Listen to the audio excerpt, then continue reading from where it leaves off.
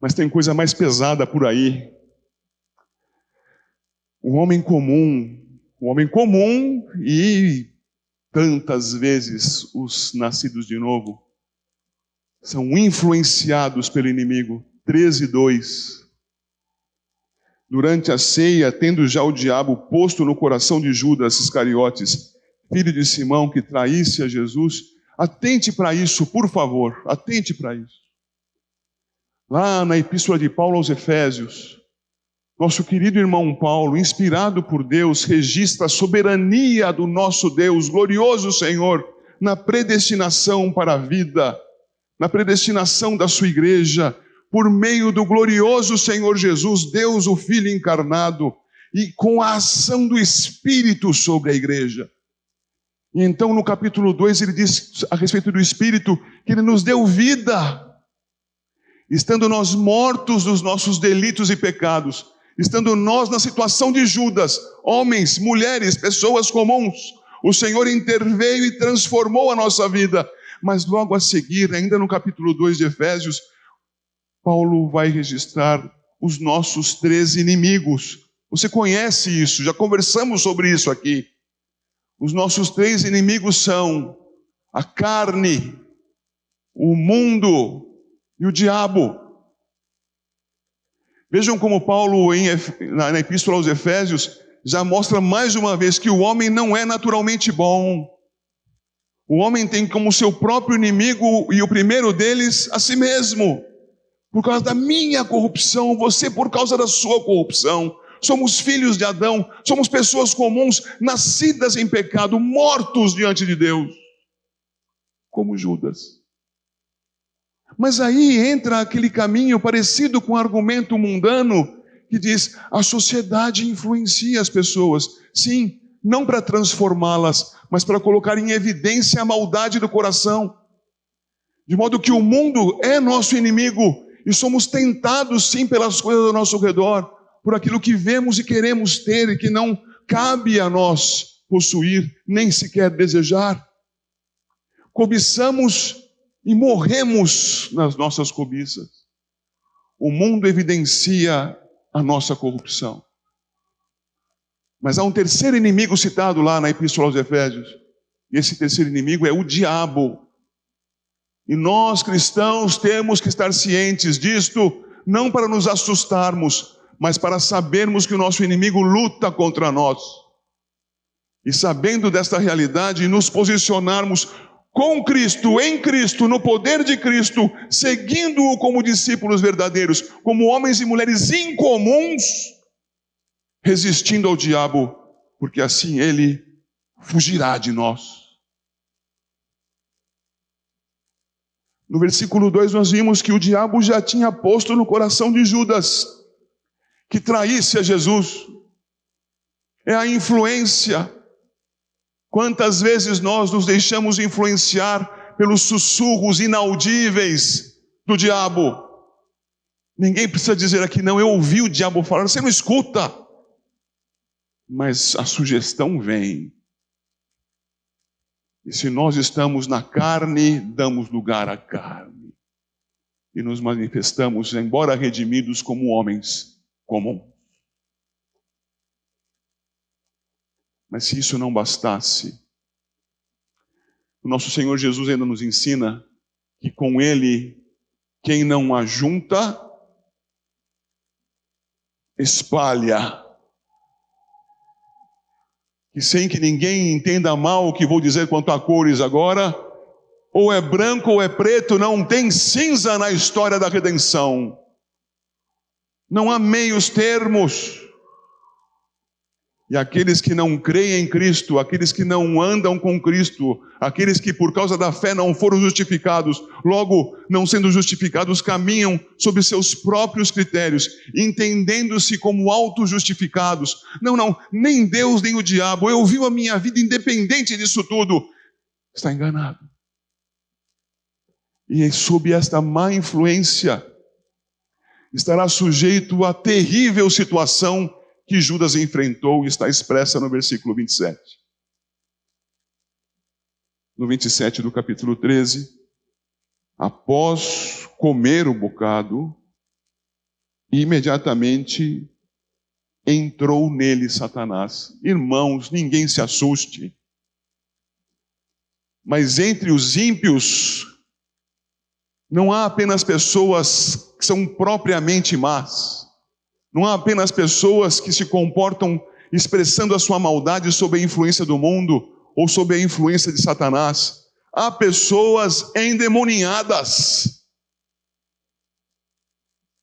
Há pessoas que são servas do inimigo, porque quem não ajunta com Cristo espalha. Quem não é serva do Senhor servirá ao inimigo.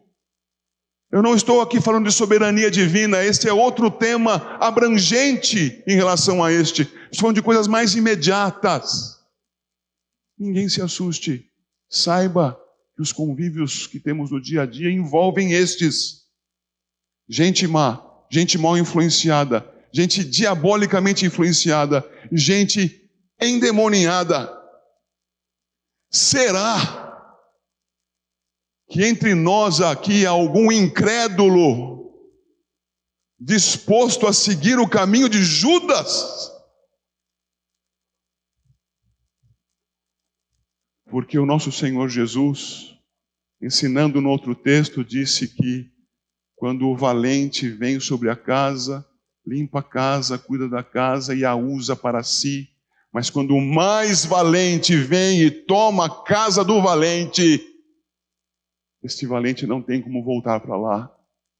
São figuras, e atenção para não se confundir. O valente é o diabo. E o mais valente, o nosso Redentor. Crentes em Cristo Jesus jamais serão endemoniados, porque o nosso Senhor habita em nós, e não há lugar para o inimigo. Mas temos que caminhar discipulados, seguindo a Cristo, crescendo em Cristo, santificando-nos pela palavra de Cristo, pela ação do Espírito em nossas vidas, como discípulos, sendo a cada dia menos homens comuns e mais homens incomuns, mais novos homens, mais novas criaturas. Nós cremos em Cristo um dia glorioso para as nossas vidas, e então nascemos de novo. Irmãos, será que nós temos dado lugar ao maligno?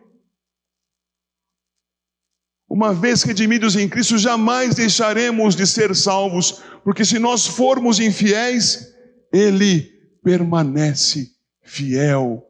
Mas, queridos irmãos, será que nós temos caminhado como discípulos de Cristo? Porque os discípulos de Cristo vão crescer em santidade, vão abandonar a sua carnalidade, não vão viver desonestamente, vão expressar a sua fé em Cristo com fidelidade. Veja, é o oposto do que eu coloquei ali. Vão trabalhar pela verdade e não pela dissimulação. Certamente resistirão ao diabo e por causa de Cristo, pelo poder de Cristo, jamais serão possuídos pelo inimigo, posto que são casa do próprio Deus. Qual é a tua situação? Novo nascido. Aleluia. Você então é uma pessoa incomum, diferente de Judas. Como gente nova, como gente incomum, nós deveremos estar vivendo conforme a libertação que Cristo nos deu e registrou em 12:46. Estudado muitas semanas atrás, quando vimos que Jesus Cristo disse: eu vim como luz para o mundo, a fim de que todo aquele que crê em mim não permaneça nas trevas. Como é que está aí a sua vida, irmão?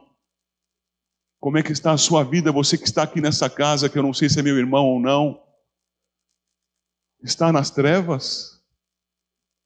Está nas sombras? Está só se escondendo do sol? Ou está na luz do Senhor? Redimido, caminhando sob a luz do Senhor, crescendo na luz do Senhor. Qual é a tua condição? Aos que são redimidos em Cristo e têm caminhado em pecado, oportunidade de arrependimento. É hora de você confessar seu pecado ao Senhor. E dizer ao Senhor, não quero mais viver assim. Se o Senhor me libertou, foi para ser livre e não para ser escravo. Livre para viver a liberdade com Cristo, para viver servindo àquele que me ama e não àquele que me odeia ou a mim mesmo. Viver para a glória do meu Criador e Redentor. Agora, se você não sabe do que eu estou falando, se você não é crente ainda, é tempo de você avaliar a sua vida. Repito, caminhar com Judas é caminhar para a forca, para a morte, não temporal, eterna. Caminhar com Cristo é caminhar sob a sua luz.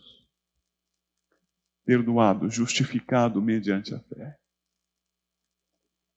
Deus abençoe a sua vida. Deus abençoe a igreja. Em nome do Senhor Jesus. Amém.